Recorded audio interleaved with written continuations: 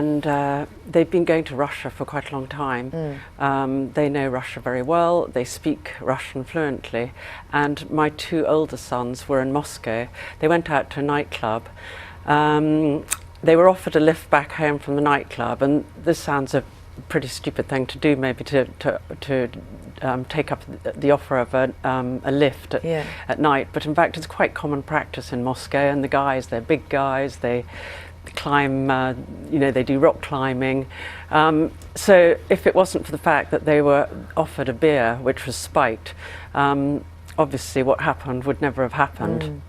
And that combined with the fact that temperatures in Moscow are currently -15.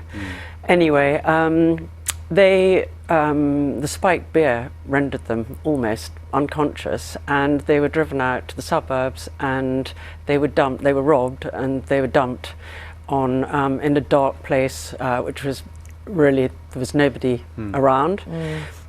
Luckily, there's one other person in the taxi who managed to get one of my sons up to a main road and hitch a lift back into central Moscow. But by that time, my other son had unfortunately wandered off. And the difficult part about the whole process of finding him is that they really didn't know where that place was, where they were dumped. And while the authorities were still looking for your son, they asked you about this IMEI number. And what did you know about it then, and what do you know about it now? The first thing I actually ever heard, the first time I ever heard of the IMEI number was when the Russian police asked me for the IMEI number of my son's mobile, and I didn't have it. Right, and how would that have helped if you'd managed to have it?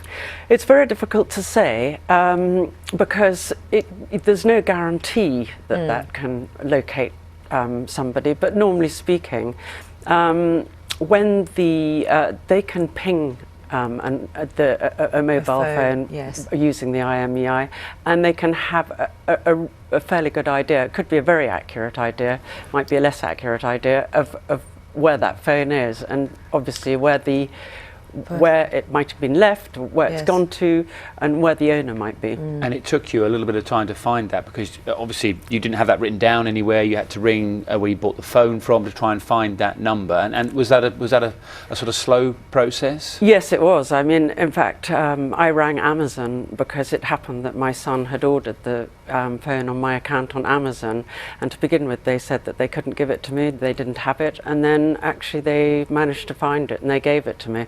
Right, and so what you're sort of asking people to do is, and we've got look, this is what you can do from your own phone, isn't it? You dial this, and then you can get the number, can't you? It's also on your settings of your phone. And what are you saying to parents? It might be worth actually holding on to that, just in case.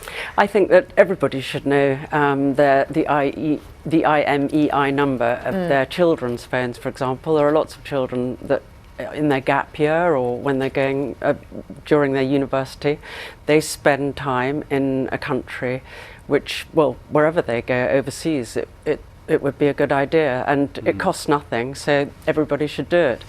The other thing that's incredibly important about it is if you have your IMEI, if your phone is stolen, you can disable your phone, and it means that the phone is really of no value at all to anybody else, or very little value. If we all collectively did that, there'd be very few phone thefts from now onwards. And I think that would also reduce a lot of violent crime. Appreciate your time. Thank you very much for coming to talk to us. And we'll put that away, because it's not complicated, but you just have to dial. If you're dialing a number, you have to, it's *#06#, or if you go into settings and look at about the phone, you can find the IMEI number in there, and as Fiona was saying, make a note of it, because it can make a difference. And we'll put it on our social media in case you didn't catch that.